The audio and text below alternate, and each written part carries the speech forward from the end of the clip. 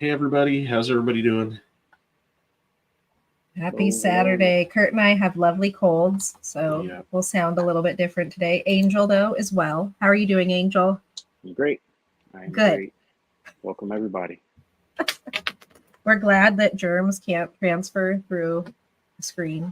Yeah, Not, through not wired yet. and Wi-Fi connections. Not yet. I'm drinking tea that Kurt's mom made. And allergy season is upon us now. Yep, the sun's out, so the pollen's out. Yay! Got a lot of people here already, Angel. We've got Chris. We've got Bosa here. Hope so. Hi, guys. And Mike's here from Naughty Pythons. And Nick is here.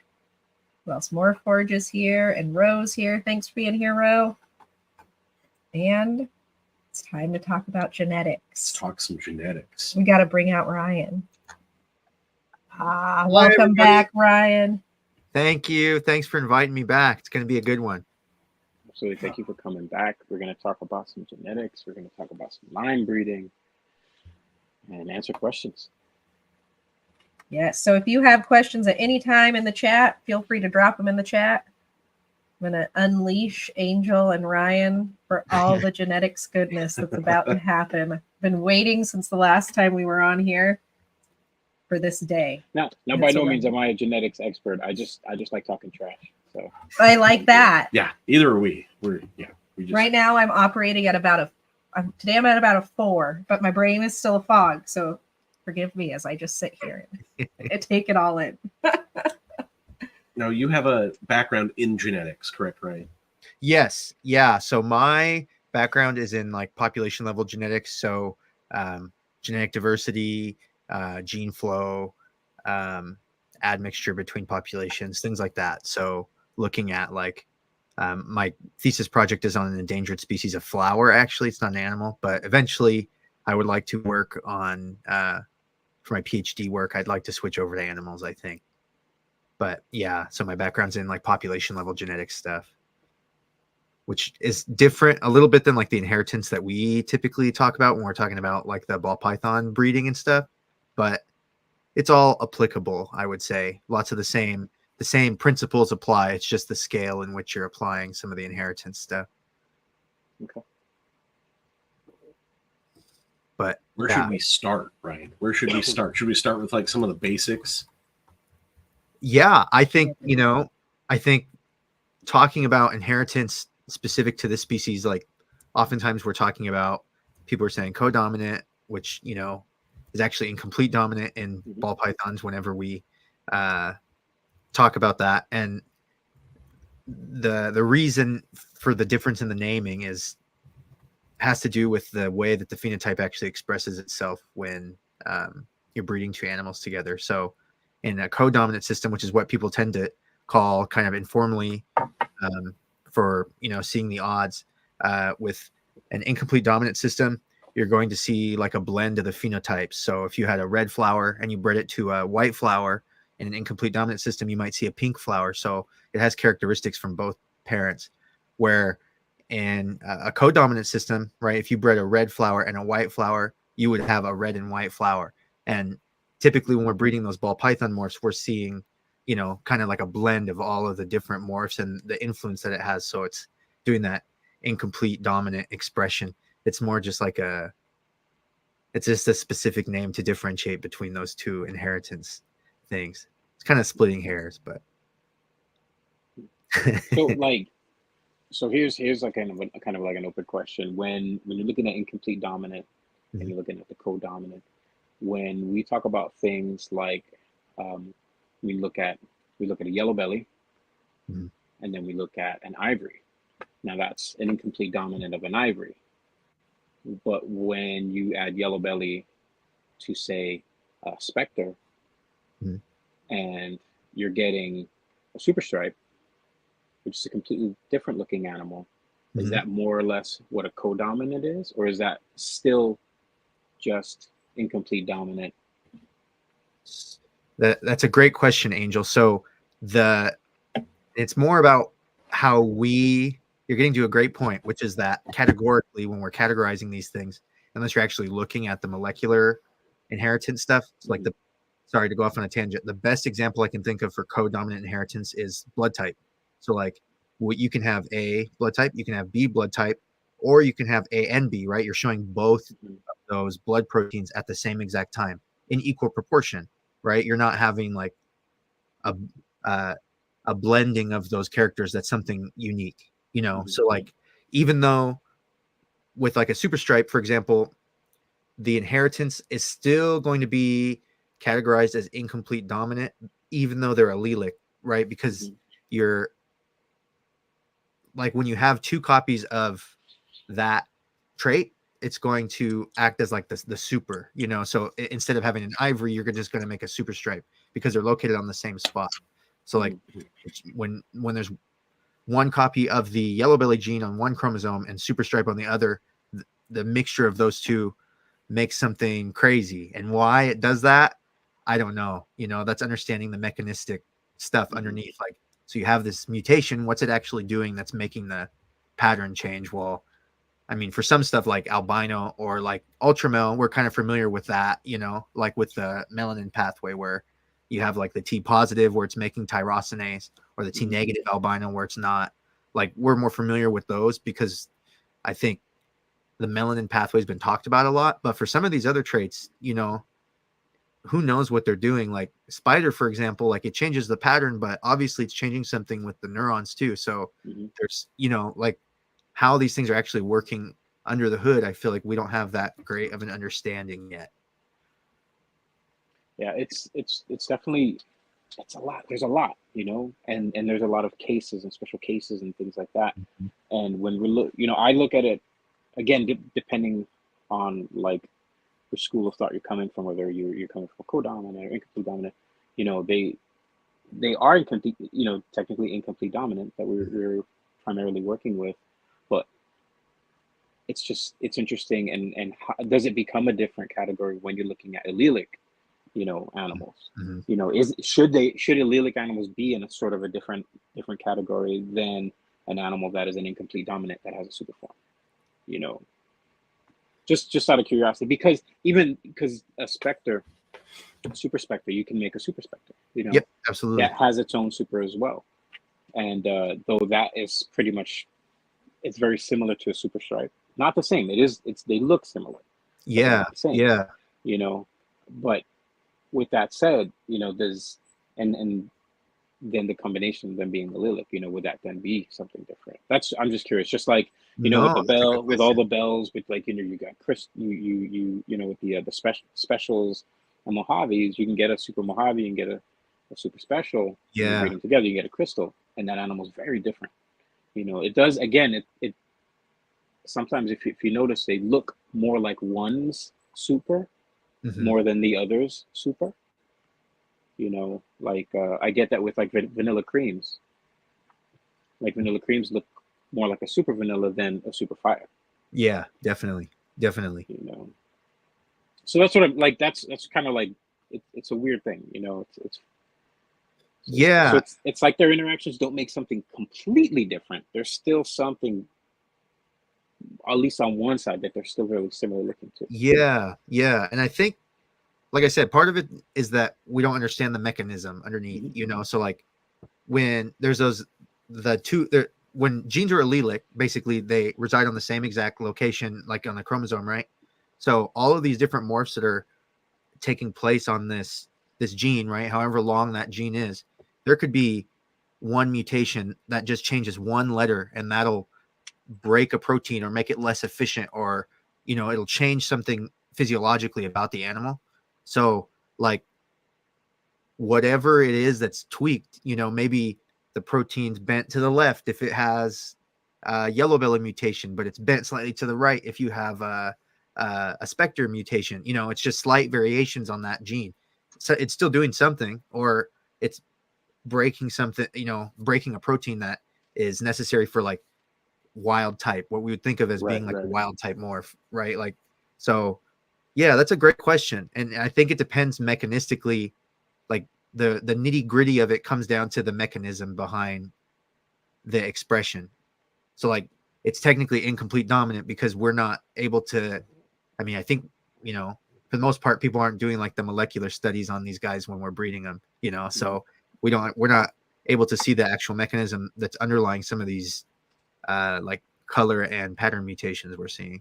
So it's difficult to say for certain without understanding that. It's super frustrating. I wish we knew more about like It'd be a hell of a paper. It'd be a hell of a study for someone, because there's so much. Because even looking at a Mojave, look at a Mojave, you get a super Mojave, and then you look at something like a lesser and a super lesser, and you put them together, and both of their supers are similar, very almost identical, and then you put them together and you get again something that's almost identical. But a super special doesn't look anything like their supers, but they're in the same family, and then you mix a special to any of those, and you get something that looks more special. Same thing with Mystic, Mystic and what's it? Phantom? Not Phantom. Can't remember.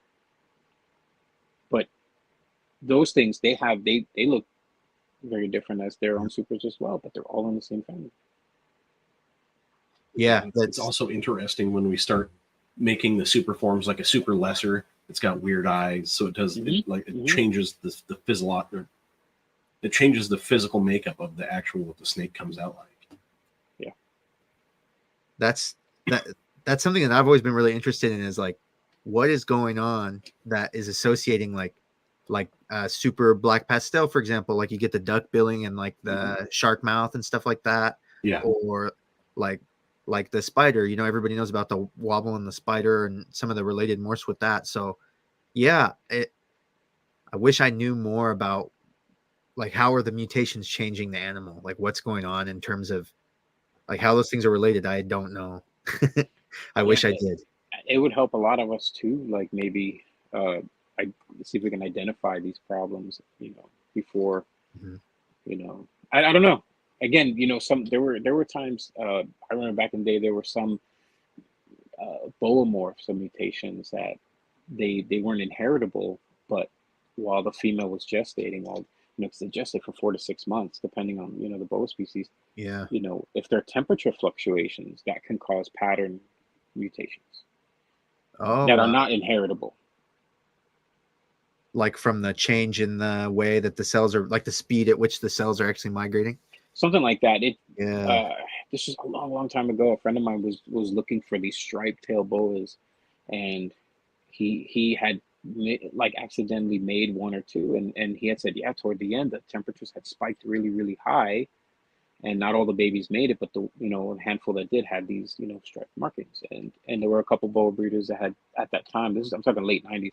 They had a lot of similar issues, and none of them were inheritable, but they kind of chalked it up to temperature fluctuations causing pattern mutations more or less toward the end of gestation.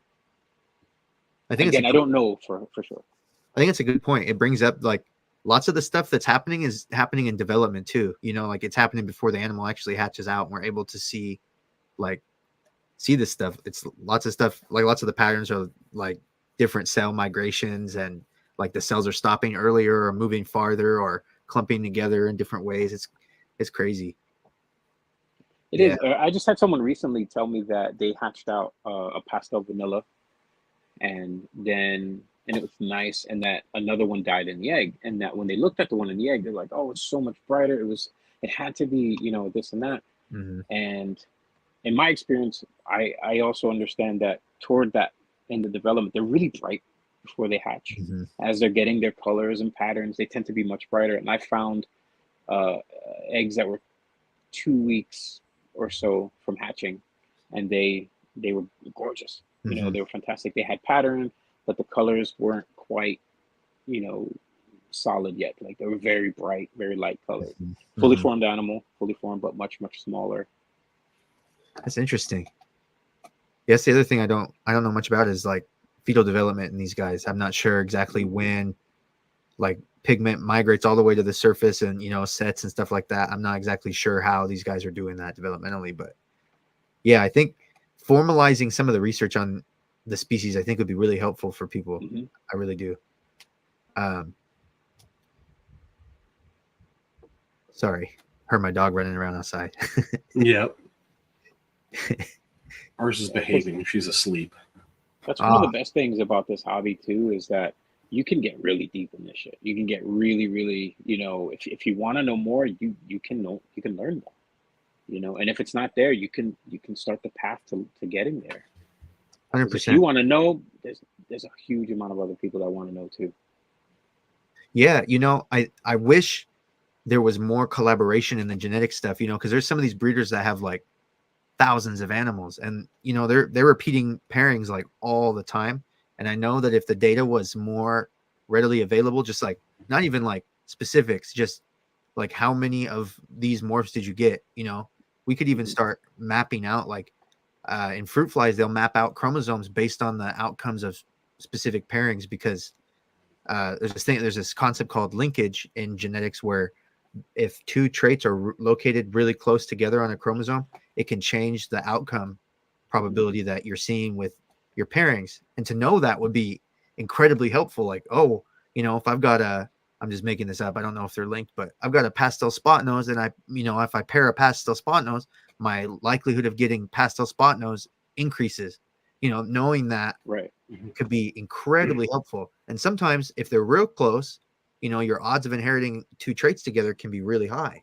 So like knowing that would be super helpful for people that are trying to like increase, the number of a certain gene that they have in their collection or something like that. But it's really hard to suss that out when, you're smaller breeder, you're only having like 20 clutches a year or less, or, and you need like thousands of these hatchling of evidence to be able to actually calculate out, map some of these distances between traits. Yeah, with similar pairings. Yeah, exactly. And it's got to be with similar pairings too. Like some of these apps that I'm seeing people use, like the electronic apps, I'm like, man, this is a gold mine. They could analyze this data and do some simple statistical tests just between the different traits just over and over again. They could probably figure out if there was any linkage going on between lots of these different traits. And you can get a lot of data with just like 100 breeders info. Seriously. You get 100 breeders info, and if they have 50 clutches a year each, like for a breeder, 50 clutches, yeah, it's a lot, but it's manageable. It's a decent amount. It's okay. So you do 50 clutches per 100 breeders. That's a lot of info. Yeah. Hey, Tucker. Hey, Tucker. Hey. Everybody loves Tucker. Yeah, with like, is it Clutch that does that, where you can see? I don't know if Husbandry Pro does that, but you can see like each egg and what came out of it, out of each clutch that you've listed. Yeah. We're still learning Husbandry Pro. I haven't got Husbandry Pro that far yet. I haven't used any of the softwares. Neither. I haven't, but they're interesting. Husbandry Pro looks cool. I just haven't. Yeah, more Forge, no joke. Seriously. Yeah, exactly. But like, I'm telling you, there's got to be some of these traits that are linked like that. Like, you'll hit them more frequently together if you have an animal that already has it. Yeah, like an example from one of the clutches we had was we had a lemon blats, and I think 4 out of 7 babies were lemon blats. Yeah. See, exactly. I mean, and then 6 were pinstripe. Yeah. And that's 5 were pinstripe. Yeah.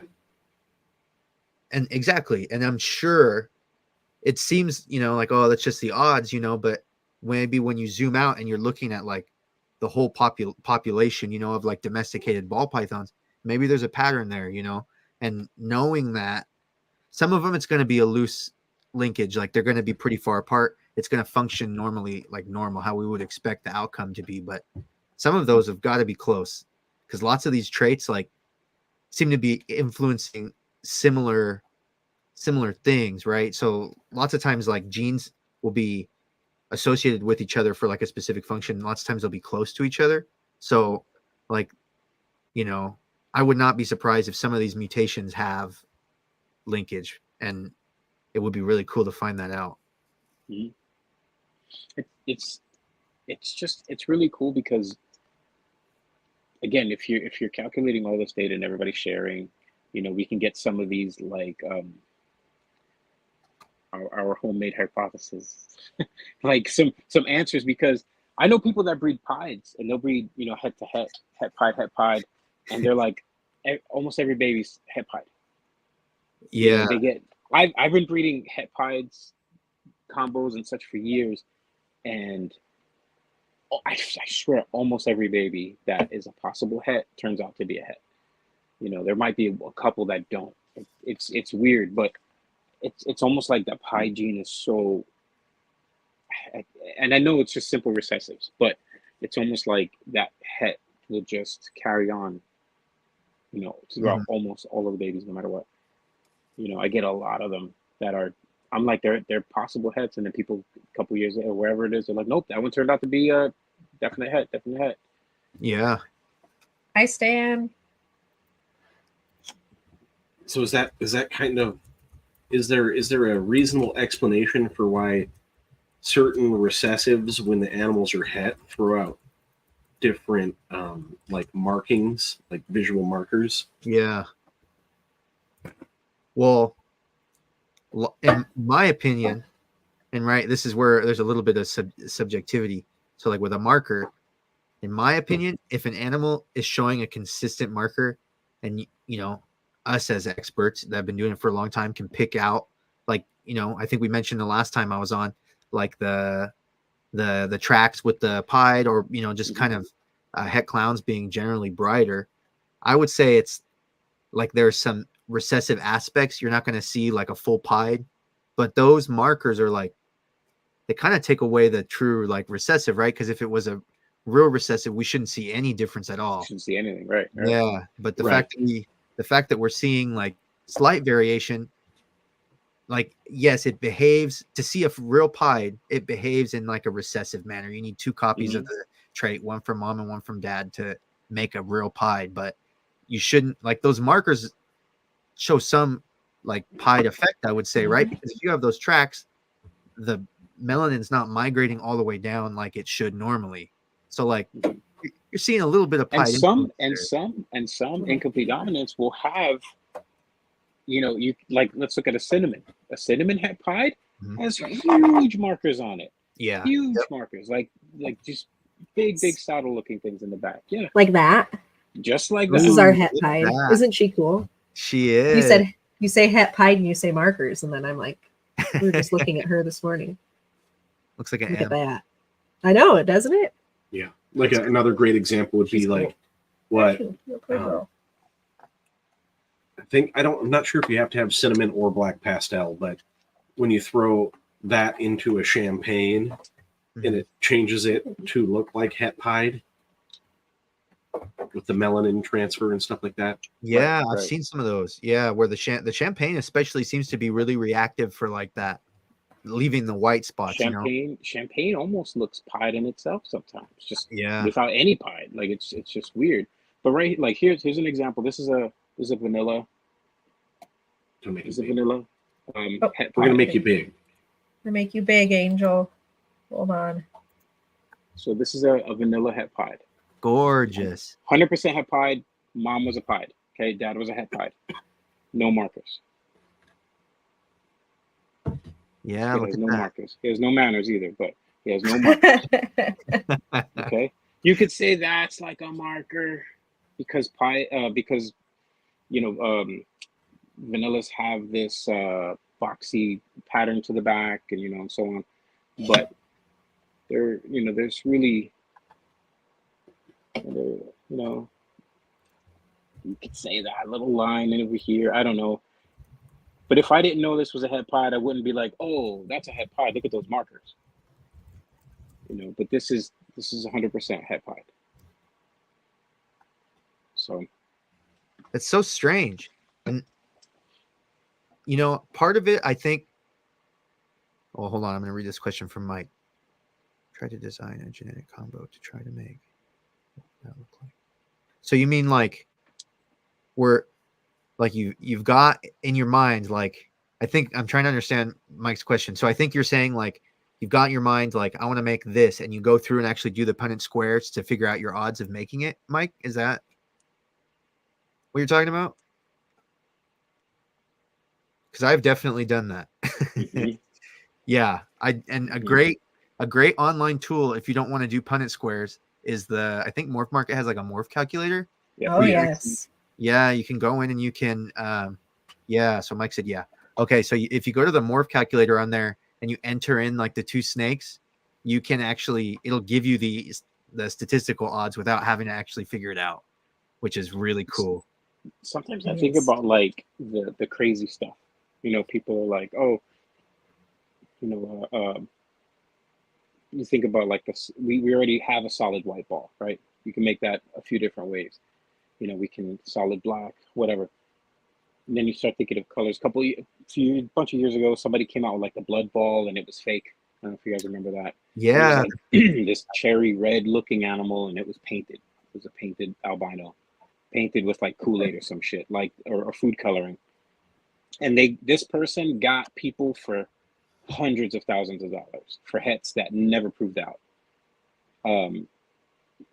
Crazy thing, craziness. There's absolute craziness.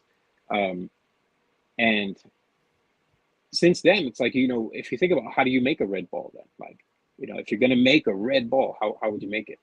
You know, if you're gonna make a green ball, how would you make it? If you make a blue ball, like how would you make, if you're looking to make a color, a crazy color or a striking color or something, how do you go about that? And you know, thinking about the existing genes that we have and what they do and how they sort of interact with other genes.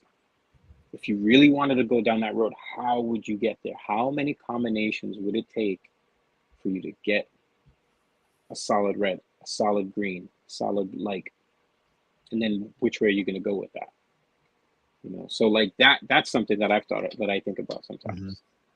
You know, I think it's a good way to think about it, Angel, because it's like, if you could make that, I remember that like BB ball story. I had like the World Atlas of ball pythons, and that's in there. And yeah, there's actually a picture of it. Like, I think it's by like Strogenhammer or something like that. It's the guy's last name. He made this like atlas. It's got most of the morphs in it, but it's got that BB ball in there. And I was like, that's fake. It's watercolored. It was like a watercolored albino. Yeah, that's what it was. It was watercolors, because someone showed how to do it. Someone was like, I'll show you how this person did it. And you're right, it was watercolor. They had, I believe it was an albino, and then they put one color over it, and then they kind of started layering colors until it turned into this red. That poor fucking snake. Yeah. Seriously. That must have been the most patient, docile snake in the world. I don't know. I'll tell you this though, like the guy got people. He got people for a shit ton of money. People were investing $25,000, $30,000, $50,000 to get these hets, right? The least this guy could have did, was make sure they were all het albino. Just to like push it out of a little, oh, you missed out. Oh, you'd need another, like, I don't know. Like push it out a couple years. Like, yeah, like all just bad odds. Give him a little extra running room, you know? Like, but he didn't need it. He took that money, left. He's gone. Scammers don't think that far ahead. He disappeared. But he got, I know Palumbo out in Florida, Dave Palumbo, he invested like a good chunk. He invested a chunk in that shit. He got taken. That sucks, because people see that red. People see the red and they were like, let's go, because everyone wants a red ball python, you know? Like in the boas, you get that real bright, like sun dragon red. People were trying to look for something like that in ball pythons, and I don't. Yeah, it just hasn't happened yet.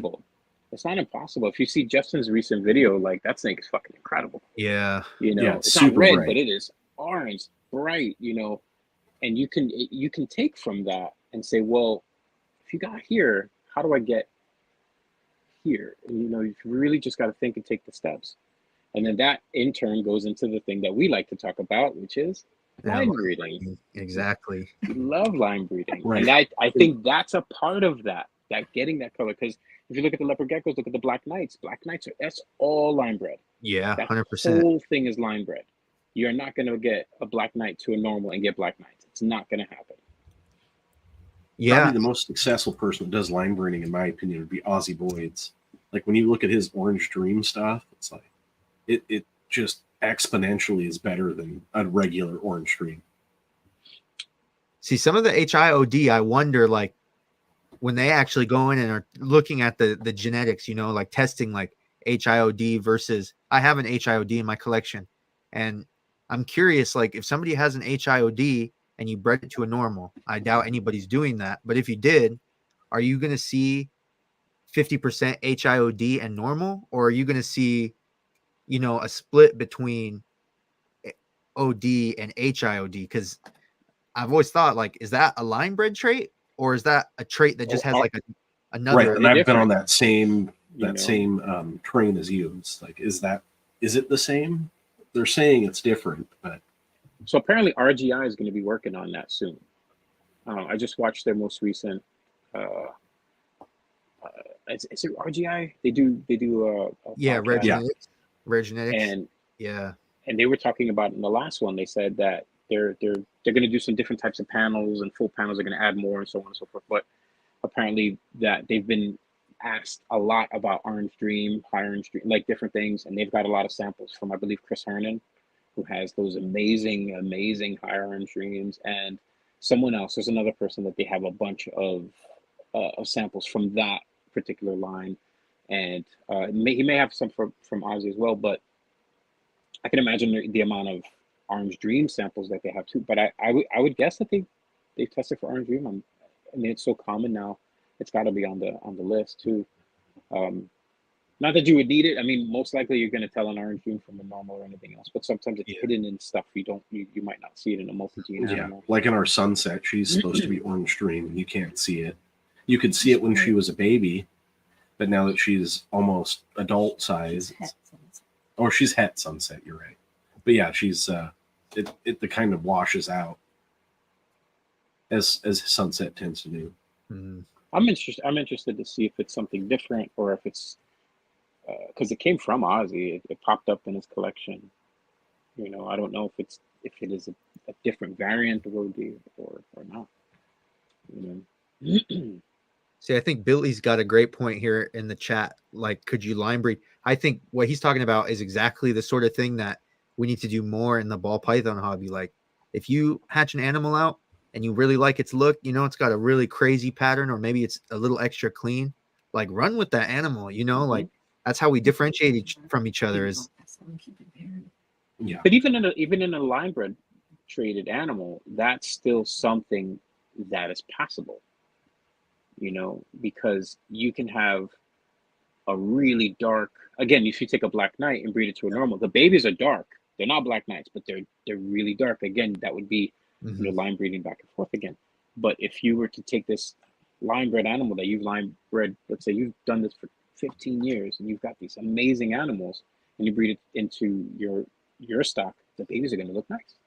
Yeah. Glowing balls. That could happen for sure.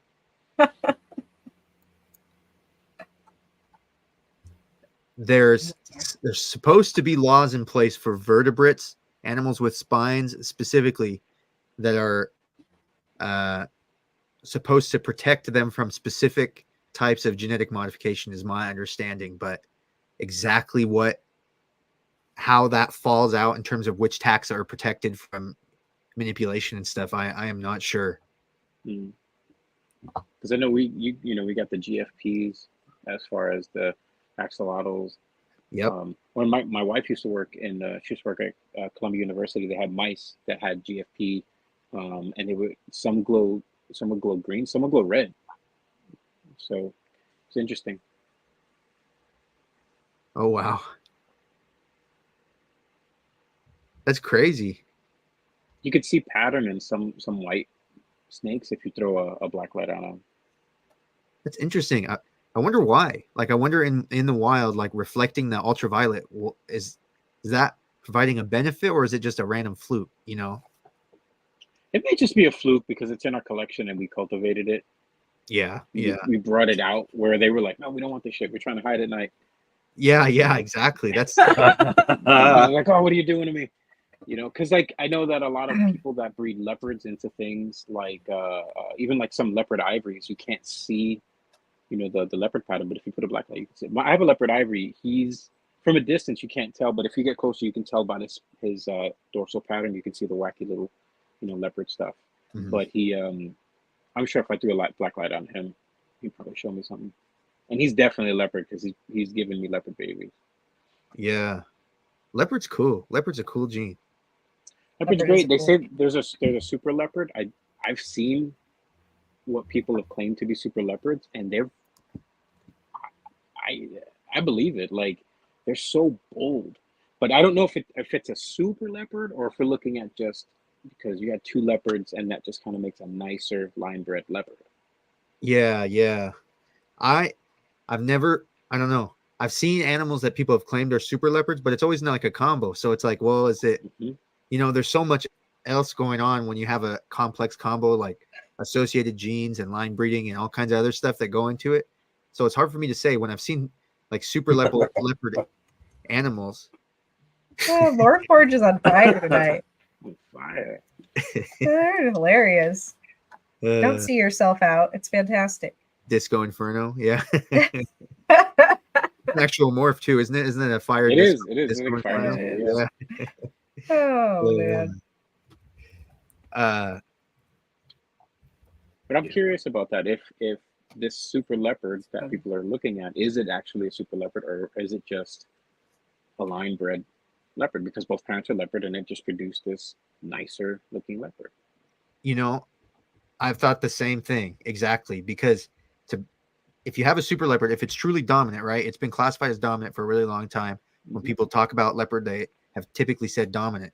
So to prove a super leopard, right? If you had a super leopard and a leopard that look nearly identical, maybe some variation because you're going to have the little differences in color and pattern and stuff. But the only way to prove that would be to breed it, or genetically test, but to breed it and see if every baby came out as a leopard. I don't know if you could see a difference. I mean, people say like probable super leopard. I've seen some of those before where people say probable, but I don't know if it's something that's like consistent, But if the animal's producing, if all the babies come out leopard, that also doesn't mean anything. It does and it doesn't. It could, if it's every breeding, you're just then I can't deny it. Or you are just so lucky. Every animal is, I don't know. And that's the funny thing is are people saying they're super leopards because they had a clutch and they just got lucky and every baby that this animal produced was a leopard. Yeah, that can how happen. many times is it produced? That's happens with hets. I know people that put het to het and then they got almost the entire clutch, or the entire clutch was a visual recessives. Yep. I've seen it happens. I had two clutches that were back to back. One clutch, every baby was a female. And then the other clutch, every baby was a male. And the odds of that happening were so low. It's like, this is insane. I should go get a lottery ticket. This is crazy. This year I had a clutch, big clutch, well, decent sized clutch. All the babies are female. And I was like, please don't let this be a Partho clutch. Please, I don't want another, because I've had a couple Partho clutches and they just don't make it. And I've had the babies, they just don't make it. I had another one that last year, I had a Partho clutch. And they all made it to full term, and then I think 3 hatched, the rest died in the egg. 2 that hatched just died hanging outside of the egg. One was complete. One was incredible. This one was gorgeous, and I wanted to live so bad, and she didn't live. She definitely didn't live. She was gorgeous. She was super enchy orange ghost that had hatched. I was just like, oh, gorgeous. This thing is incredible. Didn't make it. But everybody from that other all female clutch, they're all still here. I never put them up for sale. I haven't even taken pictures of them. They're just sitting there because there's a lot going on with that one too. Because my problem with that, or my issue with that, is half the babies I think were from retained sperm from last year. Oh yeah. And then the other half, I wasn't sure. Stop, dumb. I keep doing the thumbs up. Stuff in my hands. The other half they're either het. It doesn't work. It's probably not gonna do it right now. But and then the other half, like I'm like, are these Partho babies or are these are they het clowns? Because it was a vanilla clown male, and then the female is a pastel super vanilla orange dream specter. Woo! And yeah, she's great. And she produced animals that had leopard, she produced super stripes and leopard super stripes and some leopardy stuff, and then some other stuff. She had super vanilla stuff, and I wasn't sure if I was looking at a super vanilla, super orange dream, because if that's the case, then that's Partho, because he has no orange dream in him. The clown male has no orange dream. Yeah. Yeah. But so far, I don't think it's orange dream that I'm seeing. I think they're just really nice. I don't think it's a double. I think it's just maybe just a single drop of orange dream. And then there's also the specter involved, so that could also be doing amping it up big time. And the het clown's going to bring that color out. Every het clown I've seen is just nicer, like just in general. It does. It's true. It really is true. I feel like I think so. If I had a pile of babies, I bet you with pretty close accuracy, I could pick them out which ones were het clown. I feel like I've bred them now. Yeah. But that clutch though, all female. That's where I was like, but it can't be Partho because there's leopard in here. She has no leopard. So at least one of the maybe some are Partho and maybe some are. But they're all doing great. They're all hatched. They're all eating. So in my experience, all my Partho stuff they don't last more than a month. Yeah. These are like 3-4 months old. Yeah, I think the longest I've heard from somebody talking a Partho baby has lasted is 2 years. Oh, so they're well known to have problems, huh? They are. I know what's his name, Dr. Warren Booth. He said he had a couple that lasted a couple of years. He said they'll live for a few years, and then one day you open the tub and they're dead. Yep, they're just lying their belly up. Mm-hmm. Think And I think he bred a couple of them too, and they seem to have produced normally. But just one day he just opened, and then I think he said the longest one was like maybe 7 years, 6-7 years, and then it just was dead. And that was it. Wow, that's strange. I wonder what's going on there. I mean, it sort of makes sense, like especially we're pulling from small sample sizes because people are going for the morphs, right? So we're only bringing in so many animals, so the genetic diversity in our breeding stock probably is not great. No. And then you throw line breeding into that, and that kind of muddies up the genetic diversity even more. Yeah. Right. But it's a necessity at the same time. Yeah, that's like I said, I feel like in ball pythons, we're not talking about the genetic health and line breeding and stuff like that as much. I feel like it happens more in colubrids, like hognose. I've heard a lot in hognose, like the purple line, red albino, and the high reds and stuff like that, or boas, people breeding for brighter reds and stuff. I feel like in ball pythons, it's something that's kind of ignored for sure.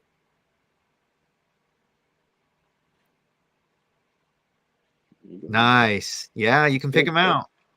You can tell. That's what. But it's like looking at. I always look at leopard geckos. Like I don't know. I don't know many other. Well, to me, the number one leopard gecko that comes out that's line bred is like our leopard. The number one animal as far as reptiles go, that's line bred in my brain is always leopard geckos, because what was in the 90s, early 2000s, we were making, super hypo tangerines. That shit is all line bred. Baldies, all line bred. Carrot tails, all line bred. All of that stuff was line bred. Bolds, masks, Halloweens, whatever you want to whatever name you want to give these things. When you're coming out with whatever it is, lavenders, jungles. I remember jungle leopards was this thing that doesn't exist. But everything was line bred, and if it was an albino, it was line bred because I needed more albinos, so I just kept back babies. And same thing with the patternless, Murphy patternless, and so on. And then we get our first, incomplete dominant, which is snow. You get that first one, which people were like, "Oh shit! I put two snows together, and I made this like dotted striped looking thing." And then there's the first, super form as far as leopard geckos go, and that shit blew up. Everybody wanted them. They were really expensive, and I had them too. They're great. I love leopard geckos. Yeah. But that to me is the best example of line breeding, and it's still to this day. We got black knights to this day. We're still doing it with leopards. Tangerine tornadoes, all of those things. They're all line bred traits. That's interesting. I wonder if there's just more like, I feel like you could probably line breed a normal ball python. I'm sure there's specific traits you could like follow like more blonde colors and stuff. But I don't know. Do you think ball pythons have that much phenotypic plasticity where you could like take a, line breed a ball python into being something that's like super crazy or like a specific type of pattern? I think it's possible. I think if you start from scratch, a regular wild type, and you breed, and then you look at that offspring, and you're like, okay, that's a little weird. Let me keep this, and you do that. I think it's 100% possible. I don't think it'll happen as fast as a leopard though. Leopard geckos, you can do that shit within 5 years. You can heighten your line in 5 years because you can get males and females. You can get them breeding. I've seen people get them breeding as early as 8 months. I don't recommend it. I don't recommend it. But I've seen people do that. Even with certain other kinds like the giants. They have the giant and super giant leopards and so on.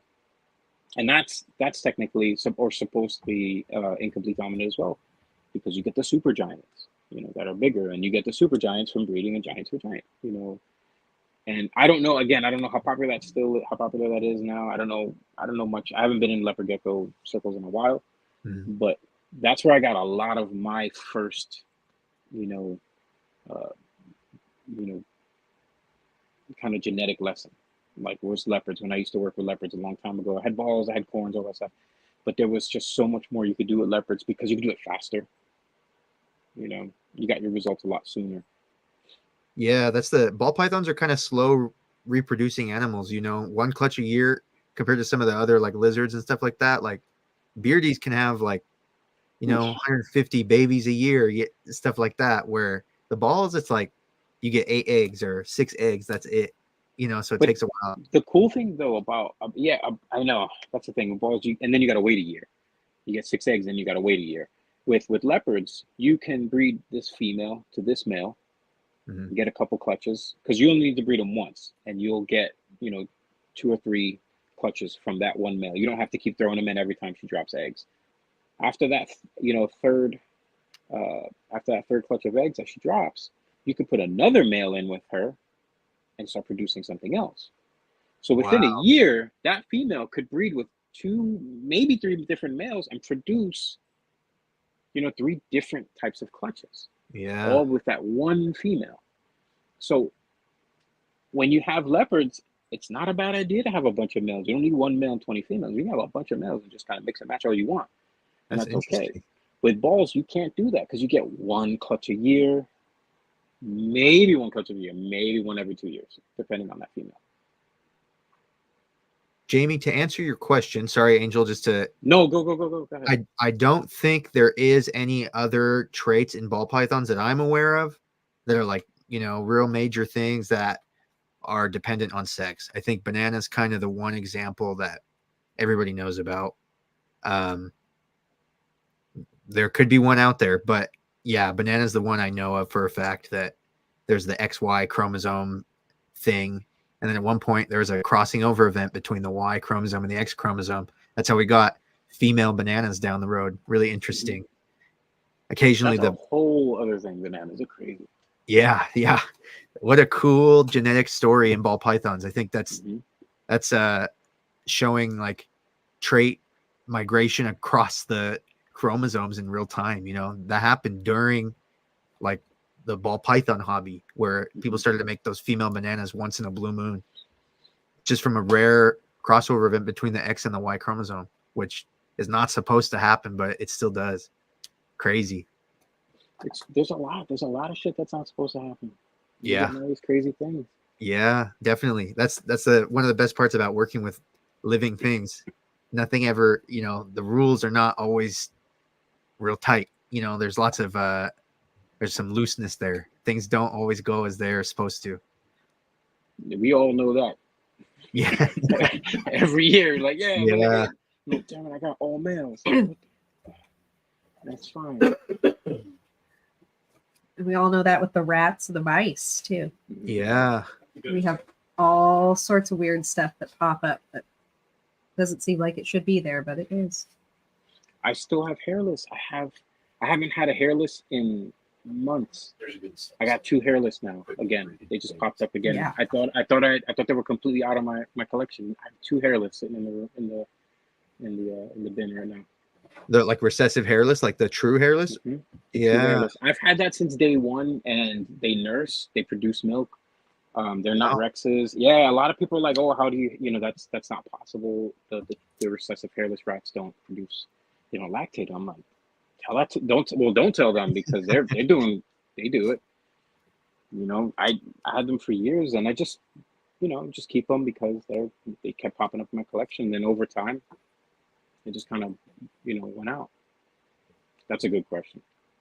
I'm actually not familiar with the Mackenzie zebra thing. Anyone want to explain? No, either. So they're saying that Mackenzie and zebra are the same gene, and I don't believe it's been tested yet, but there's been a lot of comparison and a lot of discussion. So, and I'm not I don't work with either one, but from what I understand, Mackenzie is supposed to be incomplete dominant, and zebra is supposed to be recessive. Yeah. So I believe people were saying that some recessive zebras have sort of a look to them, a banding to them, or you could pick them out, and that's sort of what Mackenzie itself is. And then there's a super Mackenzie that supposedly looks like a super, that supposedly looks like a zebra. Mm-hmm. And I was watching a podcast recently, and I think it was Bob Vu maybe, where somebody said they had a Mackenzie, a super Mackenzie, and a zebra, and they told somebody that they were opposite. They said that the Mackenzie was the super zebra and so on. And then that person was like, you could tell the difference, right? And they're like, yeah, that's definitely what you said. And it was like, nope. And he said they were the opposite. He was like, oh, okay, well, and you had to kind of look at it again. Again, I don't work with either one. It wasn't my thing. I wasn't there when it happened. But there is a debate about that. I was not familiar with the Mackenzie trait at all. I've never even heard of it. So I've definitely seen some of the zebra stuff on there. Zebra, yeah. Yeah, I've seen zebra Freedom stuff. Breeder. I think Freedom Breeder is the one that brought Mackenzie in. Okay. So, I mean, this is the bad part about some of this stuff, right? Is somebody's got to be the guinea pig. Either you have to do the molecular thing with rare genetics and having them look at it and going through that whole process, getting people to donate and however long that takes, or somebody could sacrifice a pairing and say, I've got a zebra, my buddy's got a Mackenzie, let's pair them and see, are we going to make more zebras? Yeah. See, the hurricane thing, I've heard people talk about Blitz and talk about Trick being very closely related. And when I've seen a super Blitz compared to a super Hurricane, they look pretty similar to me. But just because they look similar does not mean that they're not different genes. They could just be doing a similar thing molecularly and look very similar, but they could be different. So I'm not sure on that one. I would need to see data. I'd need to see the outcome of people's pairings to know for sure, and even then, reading back to like how they found out about Lesser with like Platy Daddy and all these different traits early on when they were like trying to breed these. Oh, they test the same. Okay. Well, there you go. I mean, that's your answer right there, pretty much. Yep. But that right there is interesting. What you're talking about the Platy, which the Platy Daddy, because the Lesser is actually shortened from Lesser Platinum. It's supposed to be a Lesser Platinum. Yeah. Because there was Platinum, which is Platinum or Platy Daddy, and then it's like the Lesser, and that's all Ralph Davis stuff. And that guy's he's a fucking cowboy. I love that dude. Yeah. He's great. I love that dude. A pioneer. That dude is a pioneer. Yeah. He knew shit before anybody else. I talked to that dude on the phone once. I bought an animal from him years ago. That dude was great to talk to on the phone. He was a lot of fun. He knew shit. And I'm talking. I think I bought something from him in like '99. Yeah. I bought a het VPI Xanthic from him, male. And we were talking on the phone for a while, and he was like, "Oh, what are you gonna do with it?" He was like, "Oh, if it doesn't breed, just throw a pastel in there." I'm like, "Yeah, sure," because I got a $3,000 pastel, because that's what they were going for. Yeah, I got one of those laying around. Like, that was like 30. It's like $30 now. I'm free. You want one? I got one. Yeah. People giving them shits away now. You know, Yeah, pastels pastel are is worth the new less than normal. normals. Pastels are Yeah. worth less than normals. You can find more pastels than normals now. But he was telling me all this shit that I didn't know. You know, a lot of things that he does there that he did, you know, to be successful. You know, he was like, yeah, put them together. But that's the thing. That's how far back we go with a lot of this stuff. Because I remember reading on forums about him or reading his page talking about lesser platinums and platy daddies and all that shit. Mm-hmm. And he's trying to explain what's going on. That's the part that's super exciting to me about these animals is like just that short amount of time. When you think about it, it hasn't been that long, you know, 20, maybe 30 years where like the real people really starting to pioneer and do it real early on, you know, and figure out some of these different morphs and stuff. So give it another 20 years. It's going to be insane. You know, the amount of stuff we both figure out and discover. And I mean, from what I understand, there's still people in Africa looking for morphs all the time, you know, going out and collecting eggs and stuff like that. So, yeah, it's an exciting time to be breeding ball pythons. I wish it was easier for us to share more globally. You know, I wish it was easier. Right. People in Italy, like in Verona, Italy, they do this amazing reptile show over there. And I've seen some videos and they have some stuff there that's like, oh my God, I want one of those. You know, and it's not even like we don't have the genes here. It's just what they've done with them and how they look there. And I'm like, wow, I want something like that over here.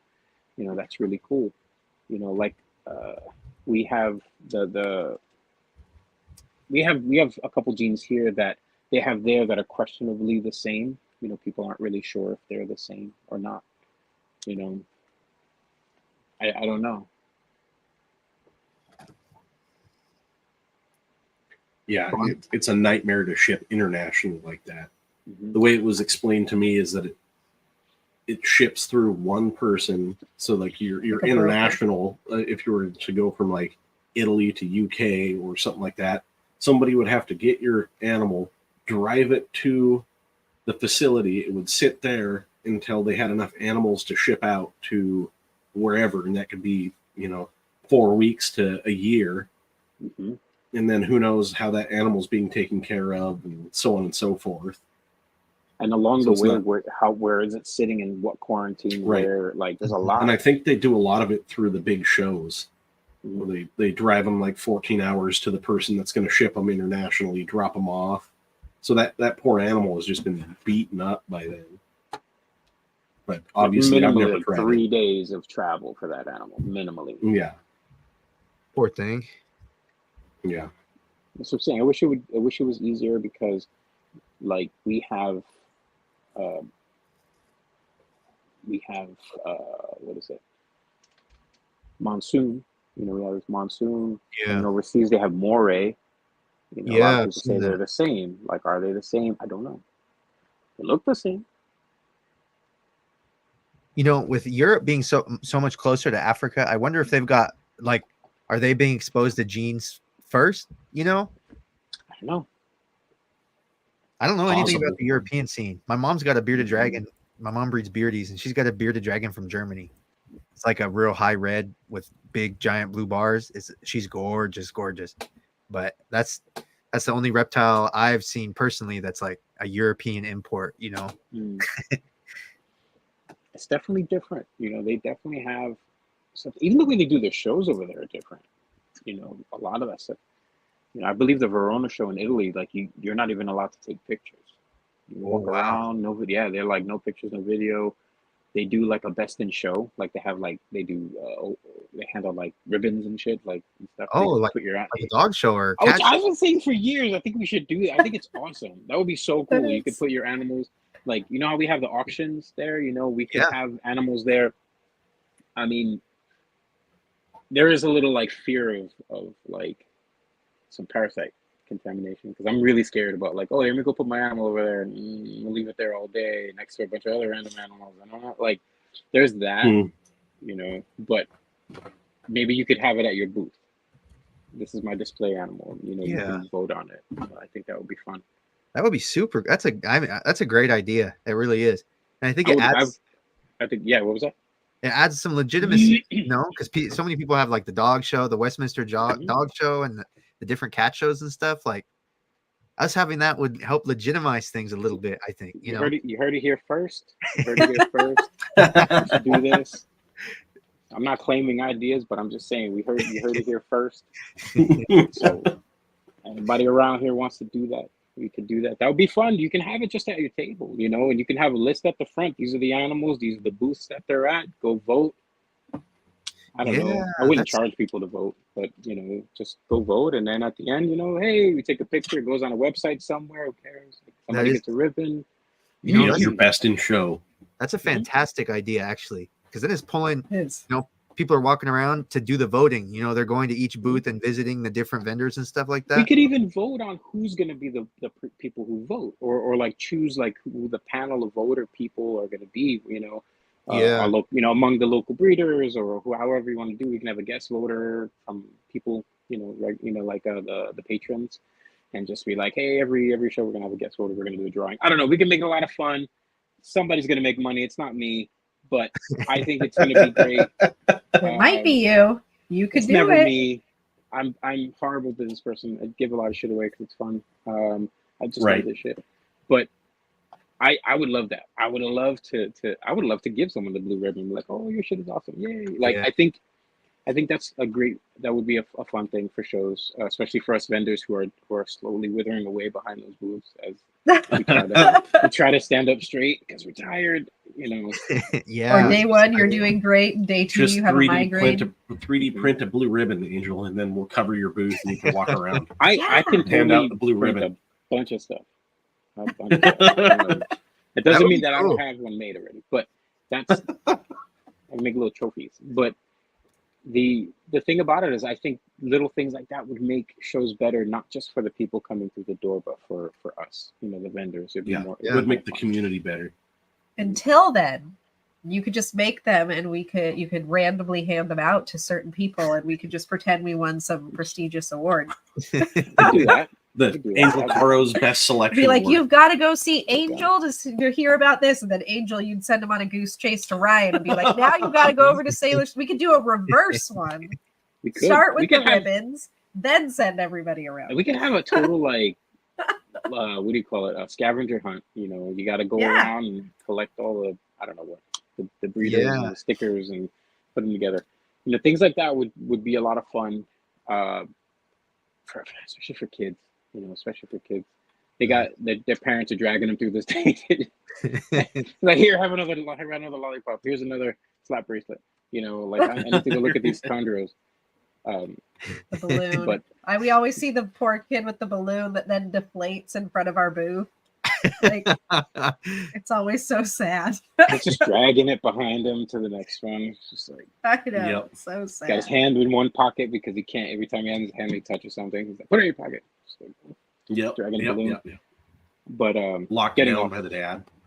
Getting way off topic, but no. But seriously, I think you should do this, and I think we should start with the ribbons, and then we'll send people on a reverse goose chase, and we'll just. I'm down. I think it'd be a lot of fun.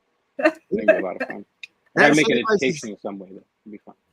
Incentivizes people to bring because sometimes I feel like at the show there's like a specific types of animal, you know, like. Because lots of folks at the show, it's like their first snake or their second snake. So they've. Yeah. See, hand out our own until it takes off. And somebody else gets the idea and they pretend it was their idea. And then we just get to step back and let it all happen. Right, Angel? Started out as your idea. Then somebody else takes it, makes money off of it. And then. Listen, I'll take a small royalty. It's fine. There you go. I'm not greedy. Finder's fee, whatever you want to call it. I don't care. But. That would be fun. I would do that. I want to see people's heat. I want to see people's like the star animal from every collection. I want to see like the animal you don't want to show people. You know, like crazy looking. I feel like one of the only people that I have seen bring animals like that would be Scales family, where they bring Yeah, they're the ones that do the Urban camo. stuff. Oh, yeah. Okay. Yeah, so they brought one that I was checking out last show, and they didn't have the jeans listed in it, but they just called it the new camo. Yeah. And Crazy. it didn't have. I don't think they had a price on it. They were displaying just there. it. Have you ever brought any for display? Have you ever brought any animals just to show? Not yet. We haven't. We definitely haven't. Not yet. We're just just babies. I did once. I just because was that one female that passed out super vanilla orange dream spectre. Yeah. She was born. I was like, I have to show people. I have to, and I brought it to one show, and it had a big NFS on there. I was like, nah, I just had to show people. And to this day, she's about 5 years old. She's incredible. She's still beautiful. Sounds like it would be a smoking combo. She's gorgeous. I have pictures of her on my Instagram. Oh, okay. I'm not gonna take her out right now because she's ocupado. Oh, thanks, Mike. Hanging out. Oh, yeah. She got a boyfriend, huh? Yeah, I'm a little late this year. I'm probably not gonna have that many clutches, but we'll see what happens. I think we're gonna have more than we expected. I've got like 8 females, I think, that are gonna go this year. So Nice. yeah, I'm super stoked. I just had 2 females ovulate like just the other day. I had a firefly clown to the super spot nose yellow belly het. She just ovulated, and then I had coral glow leopard Orphals morphs. Hey. What up? So Hey, Jerry. And I've got a coral glow leopard blade het clown female paired to that same super spot nose yellow belly het clown. So that one, the odds aren't very good, but fingers crossed. Fingers crossed. You never know. Especially with the super spot nose. I'm not complaining. I like Powerballs. They're cool. I understand like sometimes there can be issues here and there, but if you're producing healthy ones, good ones, then Yeah. I'd say keep doing it. Brian Brake sent me a Powerball. I think it was like a Powerball redhead clown. I think it was a Powerball redhead clown. And man, it was insane. The redhead interaction with spot nose. I need some of that in my collection because those 2 genes were made for each other. It's explosive every time I've seen them interact. But that's also part of what we talk about sometimes, how we get these genes. There's so many genes, and the way that certain genes interact with each other, and some are just out of the park. Like the way that this one gene with this one, it's okay. This is okay. I don't really see nothing. And then you put these 2 together that are unassuming in a way, and they're not allelic. They're not allelic at all, but they are just come out incredible. Well, Angel, remember that because Brian, I think, is on with us next week. Ryan will be on a plane, but Brian will be on with us next week. I'm going to tune in. I'm going to pay for the Wi-Fi so I can listen. I'm going to. I can't miss it. I can't miss it. We'll have to ask him if we can see it. Unless it's a secret weapon. I don't think it's his animal. He just sent me a picture of it. Oh, okay. He sent me a I'd picture. like to know more about Redhead.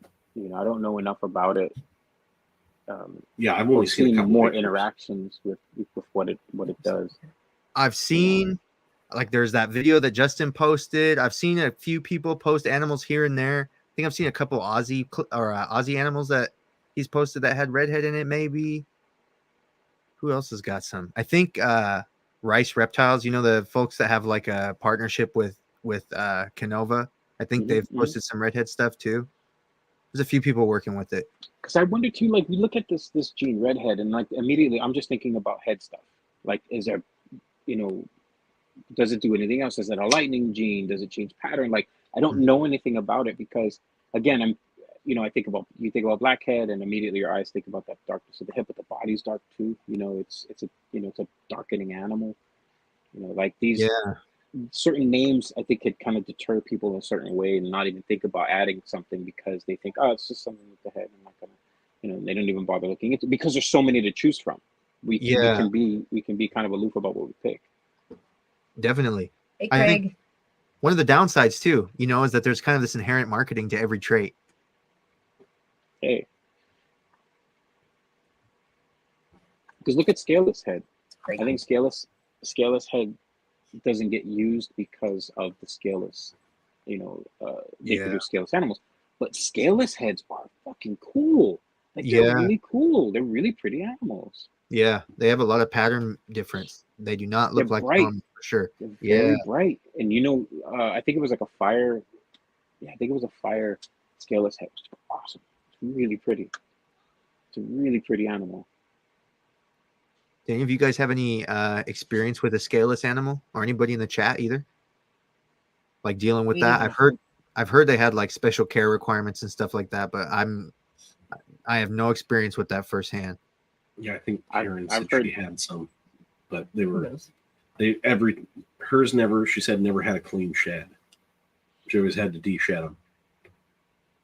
So I don't think she ever bred them.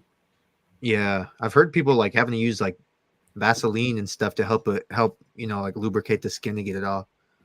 There's a lot of different things. Some people say they don't do anything and they do okay, but it's like they only, it's like they eat and then they go into a shed, then you have to wait for them to shed and then you feed them again.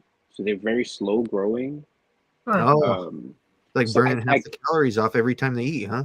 Yeah, something like, I'm not 100% sure. I don't remember. I don't know if it was Tom Harbin that had him. Not Tom Harbin. I can't remember his name. He had him and he was saying, yeah, mine do fine. I don't have to do anything. Keeps them on paper. Yeah. And just has a big water, what a regular water bowl, So, but I don't think it's that different. Yeah, that's a good point, Mike. I don't think I've ever seen I've seen one Instagram picture, I think, from one person who claims to have a clutch from a scaleless, but lots of people in the comments are they were real skeptical on that one. Yes, they were not people were not buying it. Mm-hmm. But and it's been enough time where those eggs should have hatched by now too, and we haven't heard anything. Yeah, that's a good point. So yeah, and from what I understand, part of it's just the fact that they take longer to grow, right? Because they're shedding all the time, so they're burning off half of every meal they eat, because they're constantly shedding. So that's part of why I've heard it's taking so long. But yeah, it's not a common thing. It's not something I've seen at all. Stan said it was a fake. Oh, really? Yeah. It was another red watercoloring story. Yeah, God.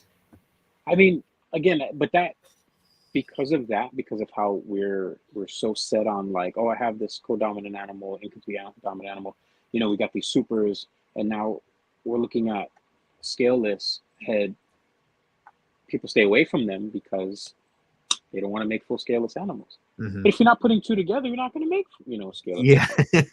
So you're okay just having one, just like we did with spiders for how many years? Yeah. Just do the one. No, what kills me is that people will complain about stuff like that, about not wanting to make a white animal because they don't want to work with fire or whatever. Mm-hmm. I don't want to do this and do that. I don't see an influx of ivories everywhere.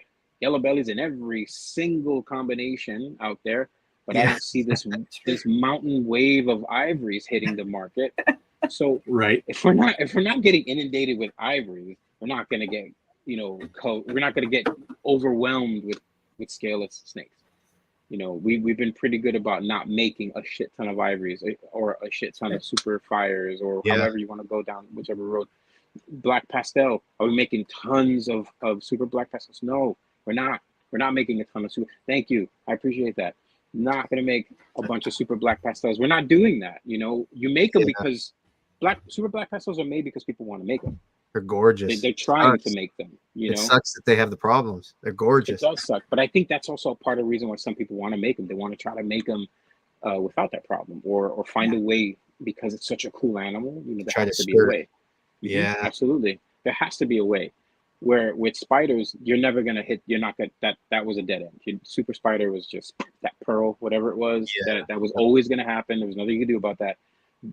It was never viable. But we're not having that problem with super black pastels. They're viable. They're living. They look weird, but they're living. Yeah. How do we get around that? Do we just not breed siblings together? How do we do this to make sure? So that's where my brain goes with a lot of this stuff. Not everything is a dead end. Not everything is I'm gonna get a white snake or a full scale snake. It's not. That's not how it's gonna be. It's because we're smarter than that. Give ourselves some credit. We're smarter than that. We're not Yeah. flooding the market full of these supers that are unwanted. Again, I don't see a million ivories everywhere, but Hey, and ivory's rock. That's a good. If you pair it with the right thing, and ivory's good to have. I'm not I love my male ivory. He's a pastel leopard ivory, and that boy can breed, and I just let him run. He's the one that's made all my super stripes. Oh All yeah. of my females are Spectre. They have Spectre something. So he's making a shit ton of really nice looking super stripes. Leopard super stripes. But that's my 2 cents about that. I'll stop because I'll rant all night. No, that's a great point. It seriously is. It's just our ivory went with this. Didn't our ivory go with the steak, right? Good. Yeah. Oh, cool. I know. Potentially, you think he'll make ivories? I don't know. He's one where I couldn't tell the yellow belly or not. I don't know. We're gonna find out. Yeah, you'll find out. You'll know. That's one of the reasons why we put them together. See what happens. There's more Forge asking about Barnhart Black Pastel to regular Black Pastel. Oh, because we did ask Tom Barnhart about that, and he said they still get the kinks and stuff. Yeah. Oh, yeah. So it's different, but it's still close enough to do the super Black Pastel and have the problems. Yeah, because we have a regular black pastel that I wanted to pair to our Barnhart Black Pastel we got from Tom. So I talked to him a couple weeks ago. I said, is it possible to put our black pastel with your black pastel and not have the problem since they're not considered the same? And he said, no, they'll still have the same problems. He said, you can tell what one's a regular black pastel, and you can tell like what is a Barnhart Black Pastel, but they'll still have the same problems. Kinks and duck bills. So it doesn't work around it. I saw earlier some folks in the chat saying that they tested as different.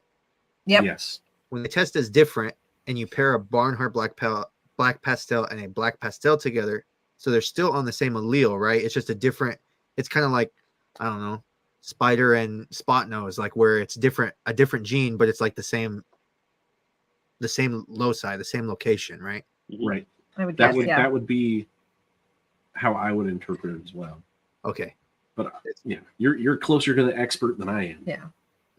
But yes, Morphforge, we thought, Morphforge, we thought we found a way around it. We thought, we'll take Tom's black pastel, we'll put it with our black pastel, and we'll make these really cool black pastels. But fortunately, Tom's amazing, and you can talk to him about anything. And he said, don't do it. But that's the thing. That's what you would think. You would think that because if they're different, maybe you're not going to have this problem. So then how different are they? We know that they're different, but how different are they? Yeah, they're close. Yeah, and he hasn't tried it, but he said he knows. I think he said he knows of other people who have, and one of his friends, he said, tried it. I want to know what's going on. What is Black Pastel doing that causes the problems? Like why when you double it up? Yeah, cinnamon, same thing, right? Yeah. Our cinnamon, that's another one, and I'm not 100% sure because I haven't read up on it. Is cinnamon and Black Pastel the same, or are they different? I think they're different, but I think they're on the same allele. Yes, they're allelic, and you'll get an 8-ball when you breed them together. They call it the 8-ball. Yeah. I don't know if 8-balls don't have issues though. I'm not 100% sure. I think they do still have or are prone to duck billing and kinking. I work with cinnamon, but I've never made any supers. Mm-hmm. Yeah. But again, I've been working with cinnamon for years. I've never made a super. I'm not like producing tons of supers. Yeah. But yeah. I like cinnamon. I think cinnamon's great. I think it's underrated. I think it's a beautiful thing. Yeah. I personally have a lot of Black Pastel. Well, not a lot, but I've got a couple of animals with Black Pastel, or 3 now, and they're all female. I've got a Black Pastel Fire Yellow Belly. I've got a Ivory Black Pastel that I did not know was Black Pastel until I paired her up for the first time. She's like, it seems like those darker genes when you mix it with an Ivory. Yeah, Morphforge. I've heard the same thing. Like there's less, like the lower frequency of the duck billing and kinking and stuff. But then I've got a Black Pastel Yellow Belly double het dreamsicle that I made from that Ivory, because when those babies hatched, I was like, what is going on? They're so dark. Like there's got to be cinnamon or black pastel. So we got her from the Tropical Hut. Lots of you local folks have probably heard of them before. 'Cause my girlfriend really liked the ivory, and her name is Lily because she was so white. She was like paper, like super white, almost looked like a belle, but with the black eyes, you know. And yeah, she ended up being black pastel. It was I so wonder if cool. that's the black pastel making it that. I think it is. You know? That I was talking with Brian Breaks about it, and he said sometimes the darker traits can make the ivory like super clean. Because yeah, she's like ghostly, like just like straight white. No, lots of times with the ivories you'll get little purple markings here and there, or some dorsal striping a little bit, but not on her. She's clean, like nothing. And that's the thing, because with ivories too, it's not just a white snake.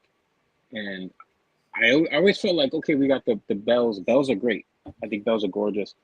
But ivories and superfires, I mean, superfire is a white snake with possibly every now and then you might get a random orange or yellow blotch, but they have black eyes with red pupils, blood red pupils, or ruby red pupils. They're gorgeous. And then you have the ivory, same thing, black eyes with these ruby red pupils. They'll have like a gray head stamp, a highlighter white line down the back with 2 black lines on either side. And I've seen some, I don't know whether they've had other genes in them or not, but I've seen some ivories that were perfect. They had a perfect gray head stamp, a perfect yellow line, like gorgeous white. And then it's that ivory. It's not white. It's like that off color white. Yeah. They should be more popular. Ivories are awesome. It's a cool animal. It was the first white snake that was produced. It was the first white bull. That was before bells, huh? TSK. I think it was a Sutherland, not Sutherland. TSK, the snake keeper. They produced them, and long time ago, and that was the first white snake. Like before bells. Before bells. Then bells came out, and they just threw them in the garbage, and everybody just went after the bells. Yeah. People want to then the blue super line. fires, and they were like, "Oh, we already got away. Well, that's fine. That's fine." Some of those super fires I've seen are crazy. It looks like a new take on a pied almost. Like I have 2 here, 2 big girls here, and they're white. They're just milk white, and they have 2 very small, very light orangey colors on the back, but they're also possible orange dream. I think one proved out last year. She is orange dream. The other one, I don't know if she's orange dream yet. And they're also 50% het for orange ghost. Nice. So, who knows? Has hypo been out for a really long time? Because there's all these different lines of hypo. There's like green ghost, orange ghost. Hypo's been around for probably as long as most of the other ones. Hypo was out a long time ago. Long time ago. It's been around for quite a while. And it's just had a lot of line breeding in that specific trait. Yeah. Like lots of people are breeding that to make these kind of different hues of hypo. Like there was more of that back in the day, because I think people just had like hypos and they sort of just named them because they were a little lighter or a little this or a little that. Yeah. So orange ghost is like that's the OG.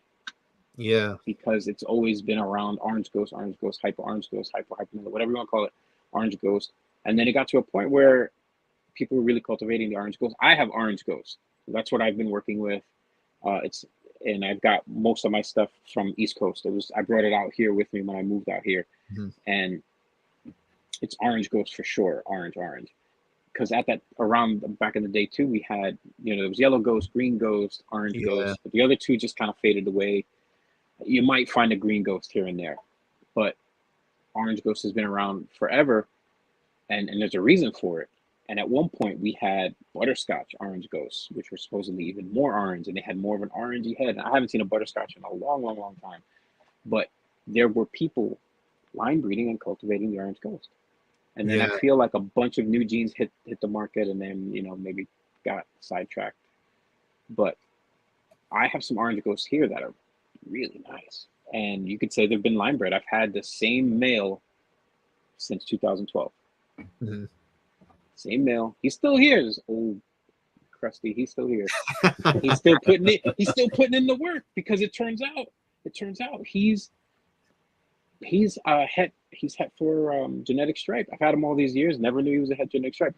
But the funny thing is, I found that out because I kept back one of his babies, who was het orange ghost, and she was I work a blonde pastel. Pastel had different names too. I work at a line. It's called blonde pastel. They don't really brown out as they get older. Yeah. And so I kept her back, bred him. I was gonna make some blonde pastel orange ghost. This is cool. And then here comes this striped animal. And I'm like, what the fuck is that? And it didn't survive. Did the same pairing the next year. I got 3 of them. They didn't survive. I don't know what's wrong with it. So I haven't done the pairing again until this year. I did it again, and he locked up with her a few times, so we'll see what we get. But I also have a fire genetic stripe female, and I put him to her to see if that's compatible with this genetic stripe or traditional genetic stripe. Yeah, yeah. So we'll see. Yeah, the interesting thing that I've taken away over the last couple of weeks is the different types of ghosts. Like orange ghost isn't compatible with hypo, and then if you look at like the larger pythons, ghost would be exanthic and hypo, I think is what it was, but in ball pythons it's just hypo. So right, ghost, like, hypo are the same thing. Yeah, so if you look at like corn snakes, corn snakes, it's the ghost in corn snake is an exanthic hypo. Yeah, or what they call a true ghost. Anery. Right? Yeah. True, I've heard the term true ghost before for the exanthic hypo in balls. Yeah. And that's going to be like, I think it was the VPI. VPI and hypo makes a true ghost. And I know that confuses the ever living crap out of people. Yeah. Confused me when I first got started. I'd have somebody say like, no, ghost and true ghost are different. And that's the thing, like hypo and I'm okay with calling it hypo. And I'm okay with calling orange ghost a line of hypo. Yeah. Yep. A line bred line of hypo, But I've seen green ghosts, and they look kind of green. They have a greenish, and the yellow and green ghosts are really similar to me. But you gotta dig for some old school pictures. But again, you're looking at some old pictures, so you're gonna see some old pictures. You're gonna get that resolution. But the nice grainy stuff. How much longer do you guys think it'll be until they've mapped out the majority of genes through genetic testing? It'll just go on forever. 2 years, 3 years before they really start popping? It depends on how many people are investing in it, in my opinion. Yeah. Everybody starts doing it, it's going to come a lot faster than I think people are expecting, as is rare genetics keep, because they're holding on to all that data. They're mapping all those genes. I would not be surprised if they're going to be like ball python genetic map. You can pay for a subscription service to look at it or whatever. I would not Right. be surprised. They just finished with, or they were still working on the desert ghost. They said they got 550 shed samples. So That's 550 shed samples, and that's where they're getting A, B, and C from. That's a lot of samples. Yeah, it is. It is. The desert ghost thing. Yeah, that's another topic I've seen lots of people like. Some people are kind of on the fence about it. Right now. It's very touchy right now. It is. Understandably. And I think it challenges what people think about when they think about a polygenic trait, because polygenic just means more than one, right? You could have two associated. HIOD could be polygenic, right? It could be one associated gene that's like when they have that trait, the OD just amps way up. So to me, I see it as like a recessive trait that's got a couple of associated like brightening genes, because I could see a difference when they were showing pictures of like A, B, and C, like the animal had all 3 traits. I could definitely clearly see a difference. I was like, man, that thing is bright. It pops. Like it's night and day. I've seen desert ghosts. You've definitely seen desert ghosts who are like, okay. Yeah. Like, cool, okay, yeah, sure. Like I don't work with desert ghosts, but I've seen a spectrum of like brown desert ghosts and Yeah. really Yep. bright colored desert ghosts. So I can't really say like, oh yeah, I could spot a desert ghost. I don't work with it, so I can't really say yes or no. But I can see people I can see people understandably being upset or kind of like rocked when they're like, man, I just spent so much money on this desert ghost to find out that that line of desert ghost is better than this line or whatever, you know. But it's learning. That's what science is. That's what we're doing. That's, Yeah. you know, 100%. like we're constantly learning every day. And what happens through you know through the learning process is that you're going to have your ups and your downs, and you probably have more downs than ups. That's just how it is. But once you Yep. get those ups, you move forward. You take that. It's a huge jump.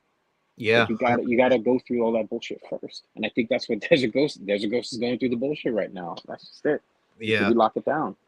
Hey, you know what? What that's going to do is going to separate the people that want to work Desert Ghost to its full potential. They're going to line breed it. They're going to look for, oh man, I've got an AB animal. I need that C, you know, to push the project further, you know, because I assume that's what people are going to do. They're going to try to hit that, you know, they want that triple recessive, you know, they want like all three traits being activated, right? So eventually you're going to get to the point where most people that are working with it, you don't have to think about it. It's just going to be recessive, you know, because there's going to be A, It'll B, all C. be there. It'll all be there every time. It'll all be Exactly. there.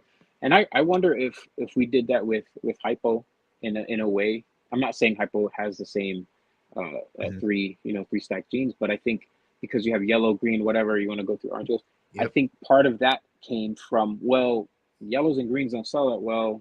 They're just okay, but everybody likes the oranges. They sell better. They're prettier. Yep. They're nicer. And then you just, again, just like with everything, you know, you want to produce the best, the nicest. And then some of the ones that don't. And I think if that's the case with orange or with Desert Ghost, people are just not going to work with those darker, browner, not so, you know, vibrant looking animals. Yep. That's artificial selection. We do the same thing with dogs, cows, plants. That's just what humans do. You know, we get a trait in mind we're trying to look for, and we breed for that. It's crazy how that stuff But works. that's what we should do, though. But like within in the ball python community, it doesn't happen as much as we want it to. And that's like, again, the line breeding thing. Some people just want the gene. I just want the gene. It doesn't matter what it looks like. Sometimes to people, they just want to get the gene just to have the gene in their collection. Yeah. You know, but getting the best example of the gene could very well be that C. Yeah, 100%. 100%. I've heard like the enhancer. Some of you guys have probably heard of the enhancer gene. I've seen like mutation creation works with enhancer. I've heard that those are more commonly homozygous for that C, the Desert Ghost C trait. So yeah, there's something there going on there as well. Like maybe the C is what's really bringing that enhancement. You know, like that's the right. That's and the if you listen to him, he's been telling people for years that his stuff is enhancer is what he calls it.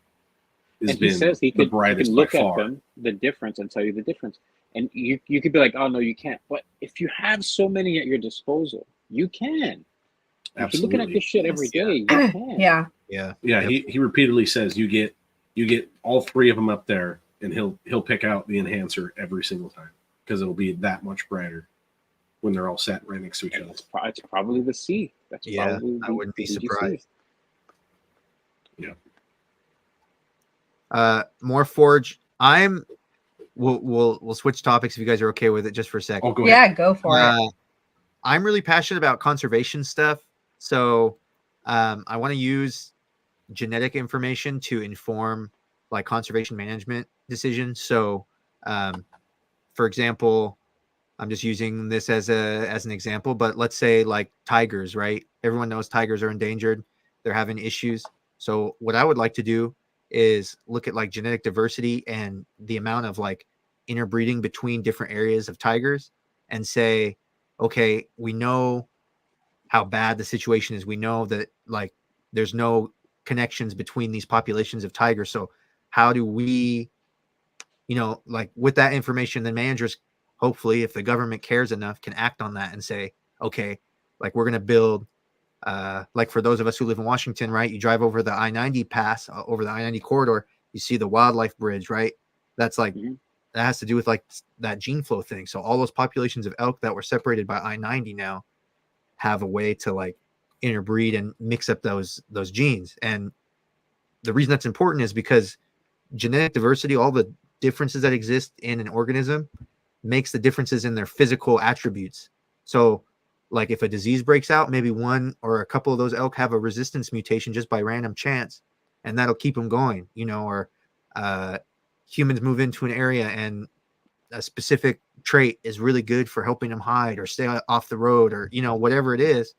But having that variation is important because it helps organisms persist into the future in the face of environmental change. So that's the stuff that really interests me in my research.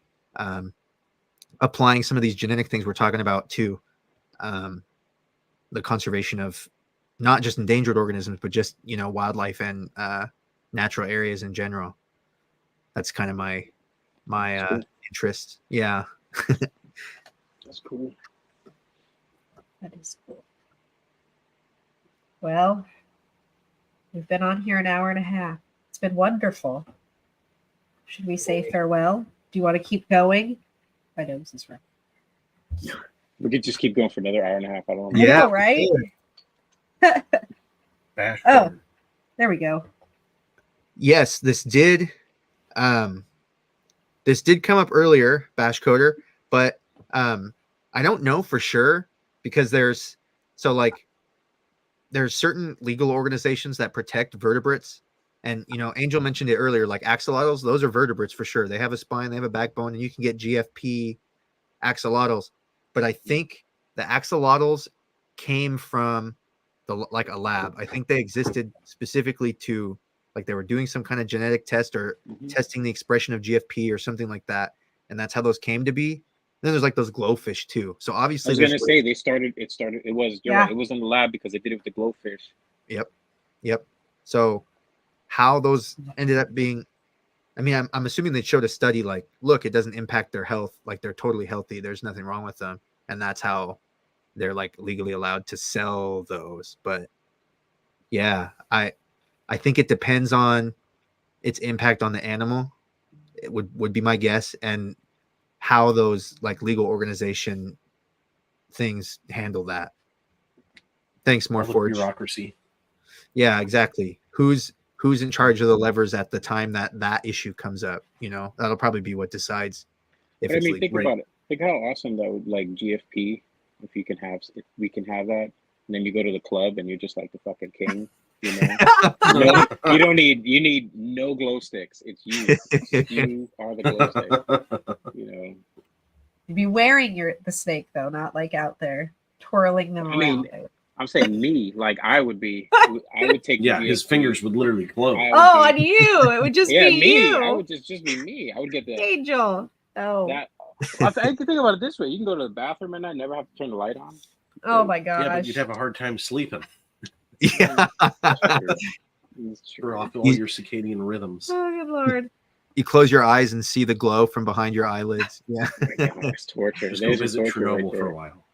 Oh, God. Jeez. You know what? I changed my mind. I don't club anywhere.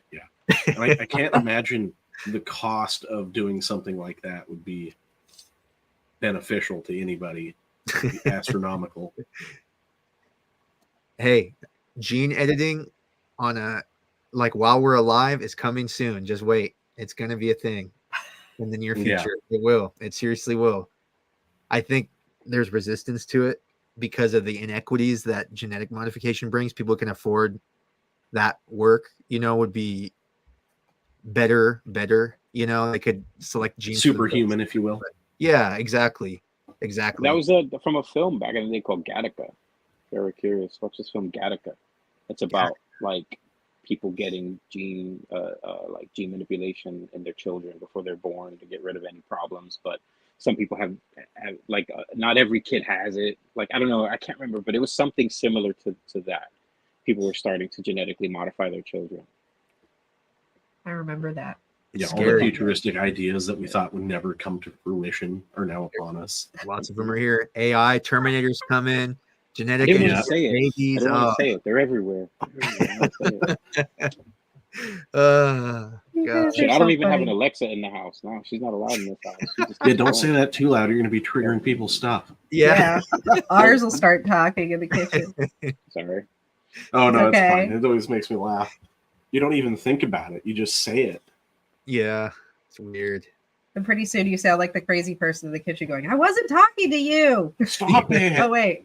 Yeah, she just talked randomly. Nobody said anything. It's nothing. I'm like, what are you talking about? Yeah, when she goes, I'm sorry, I didn't get that. Yeah. Wasn't asking We got you anything. we got rid of her because she was just going on, and then I think it was a time somebody their Alexa ordered like $1,000 worth of shit from Amazon, and I was like, yeah, I'm Yeah. definitely unplugging this thing. Like, I don't need random boxes showing up in my house.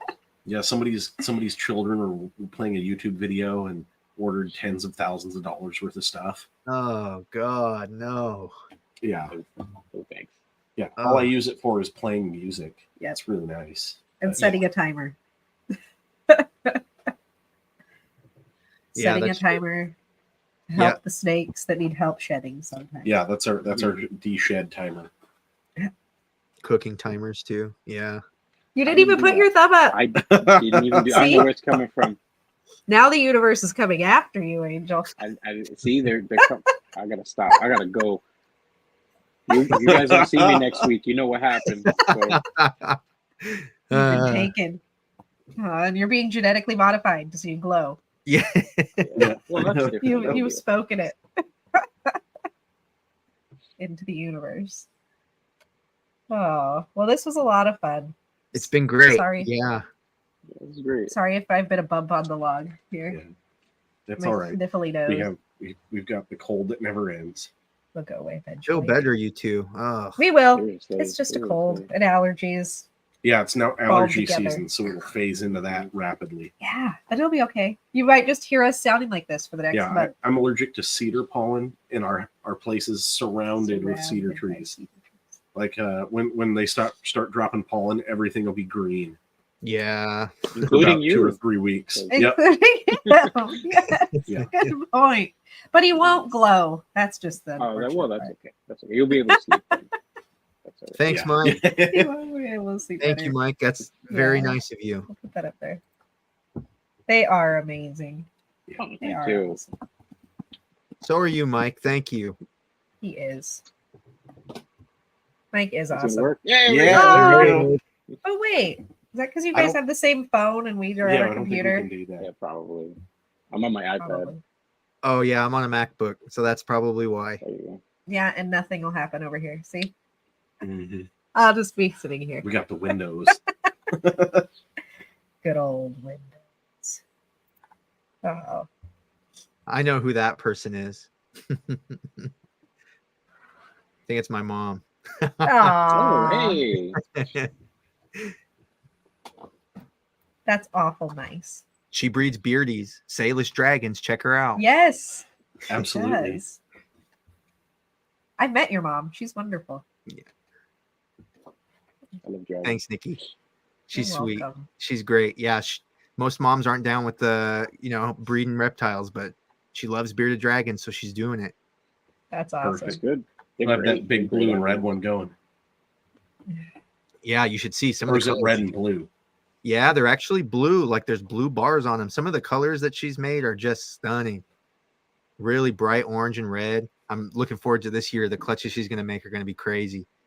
The should check beardies have them got out. some line. They've got some line breeding stuff in the beardies too. Like there's the scalation and stuff, but I think a lot of their color and pattern is line breeding. There's The the red deserts. I think. it's Yeah, called. there's the Desert red Reds, monster. something like that. Red monster. And the Yeah. sandfires. The sandfires. That was all line bred stuff. All the sandfires. Oh, really? stuff.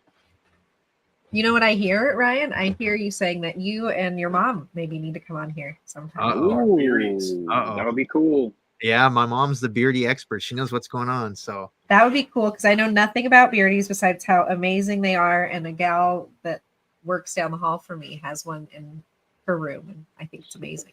So oh, I really? think we should have you and your mom on here. That would be really Okay, awesome. just let us Another know. local breeder. Local breeder. Yeah. Let's do it. Yeah, Let's do it. I think so. Well, we hope you have a safe trip, Ryan. Have lots of Thank fun. you. It's much deserved for both of you being done with school for now. Thank you. Thank you. Yeah. My thesis defense is going to be in May.